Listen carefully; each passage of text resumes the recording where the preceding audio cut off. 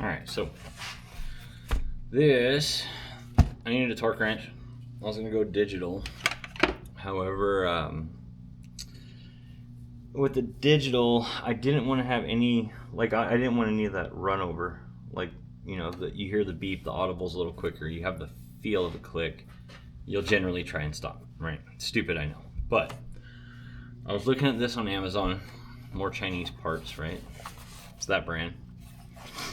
I learned my lesson with Shimano stuff. I won't order anything Shimano off Amazon. The last thing I ordered, stupid simple, cleats. That's it, cleats. I bought them off of a storefront that claimed to be a bike shop and claimed to be a Shimano rep. They were not. They lasted 2 rides before there was no engagement whatsoever because they just wore out that fast. That said, so now I ordered directly from Shimano and I got real cleats. And like on the other cleats, all the Shimano riding, everything on here was mangled on those fake ones within those 2-3 rides. These have probably, I don't know, 100 miles on them at this point, and there's like no wear. So don't buy Shimano or SRAM parts off of Amazon. I mean, you may get a good part, and you may get a counterfeit. You never know. That said, I ordered this lexivon. So I needed a torque wrench that was reliable. This one, don't mind this little guy. I use it to remove the bolts, stuff like that. So I'm not using the torque wrench to remove the bolts. Paperwork wise, came with, I don't know how accurate it is or anything, but you have your little owner's manual thing. It's an LX190.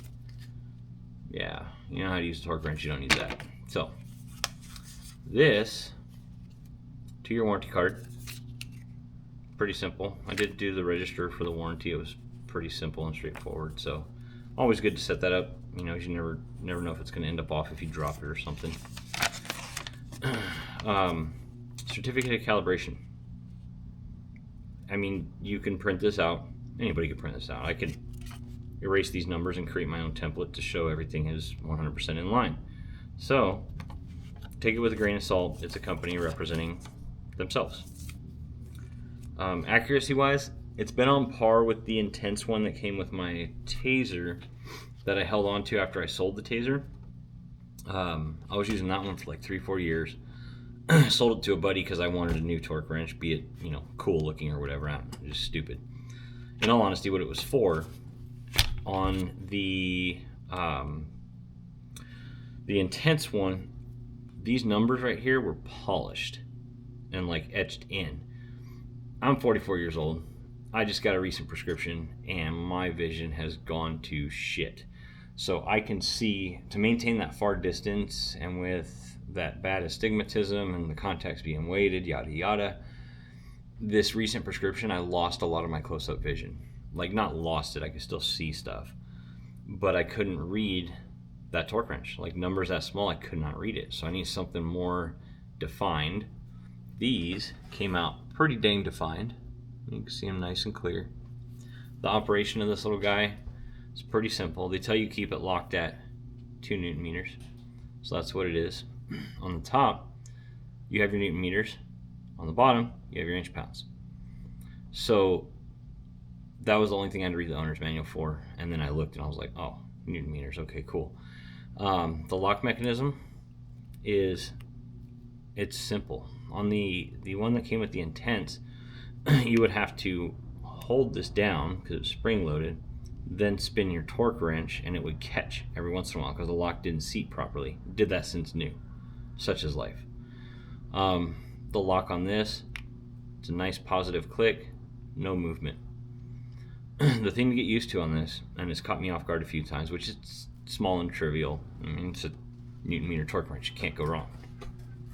So when you pull this guy down, you have 0 on your setting here. So we're on 2 Newton meters. If you rotate 1 full turn, like so, now you're at 4 Newton meters. Half a turn is 1 Newton meter. So the way they have it laid out, so you have 2 with 0, 0.2, 0.4, 0.6, 0.8, 1.0. That's 3. So it took me a minute to get used to that, but it kind of came with. Torque-wise, hasn't stripped the bolt. It works fine. Clicks are nice and positive. Ratcheting assembly is very, very defined. Not very high count, but it's got a high count to it. So, other than that, I've done, several stems. I've had my shock on and off several times because I'm currently switching between air and coil, and I'm back on coil, and I believe I'm going to stay on that because air is driving me nuts with how hard it is or how harsh it is and things like that. And it could be the shock too. It's just a bomber air. However, I am on a Vivid coil now, and I love it. So, but the problem I was having at the bike park, I had a 600-pound spring on according to TF Tuned and all those guys for their measurements or their weight calculators. So that said, I was going off of the wrong weight because I forgot to factor in that I ride an EMTB. Normally for suspension stuff, that doesn't really matter. Well, I mean, it kind of does, but when you're coming into weights like myself and my friends, like big guys, 250 pounds and up, weight kind of goes out the door for, if a part's EMTB certified, okay, that's all fine and dandy. Why do I need that on a bike? It doesn't make sense. So you put me on a, I don't know, let's say a Specialized Stump Jumper Evo, just because I have one of those in the shop right now. You put me on that bike. The EMTB tuned or whatever shocks and forks are to handle the extra weight of an EMTB. Okay, cool, I get that.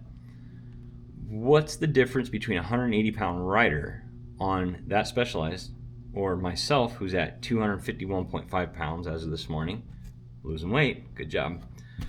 There's no need, you can't say that a 40-pound e-bike for the average rider, which is like 180 to 200 pounds, requires an EMTB specific thing because of the bike's weight. It doesn't matter. If that's the case you're putting forward, if I ride a normal bike like that Specialized, would I not need an EMTB fork because I am 70 pounds heavier than that guy? It just doesn't make sense. I get what they're doing, but with a grain of salt. So, yeah, other than that, the Zeb's doing good on the bike. I basically took an RC that came with the bike and upgraded it to an Ultimate, minus the, what are they called? The bleeders, which I have to buy a new fork now. And I'm waiting towards getting an Zeb Ultimate, the new one with little dimple die stanchions. And the only thing I'm afraid of on that is the 3.2 charger, because I just bought this. It's a big wasp in the shop. I just bought this damper and 190 millimeter air shaft, and then I crashed, and my stanchion took a rock hit. I might forego that whole thing and just buy a crown steer unit or CSU and roll with it, but don't know yet. Other than that, the Vivid coil's working good. I got it around 650 pound. Tires are doing good. Bike's running great. I'll do a little video on that thing here next week or so, but this was just to review the lexivon or lexivon, whatever you want to call it, torque wrench. So all in all, I'd say buy it. It's a decent deal, 50 bucks.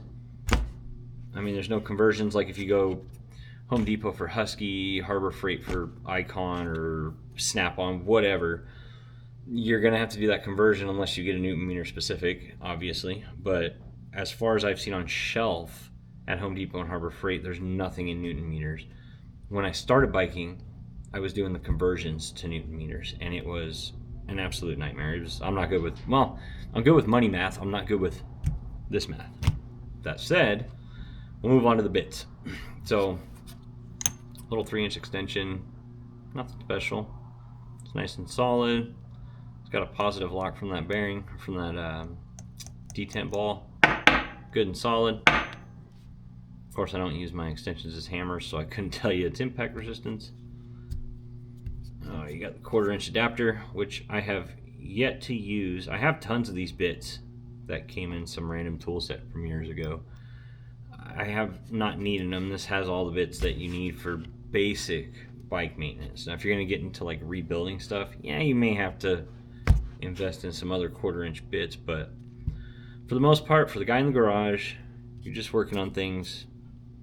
It's great. You can't ask any more. The bits, we'll pull a bigger one out so you can see it a little better. Yeah, they're nice when they're in there. They stick in really well.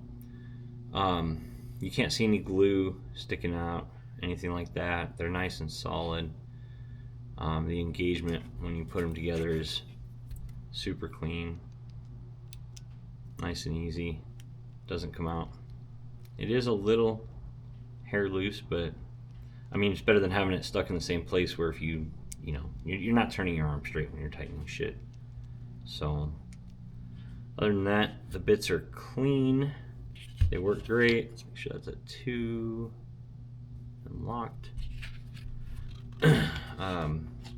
You get a 2, 2.5, 3, 4, 5, 6, 7, 6, 8, 10. You get T10, T20, T25, T30.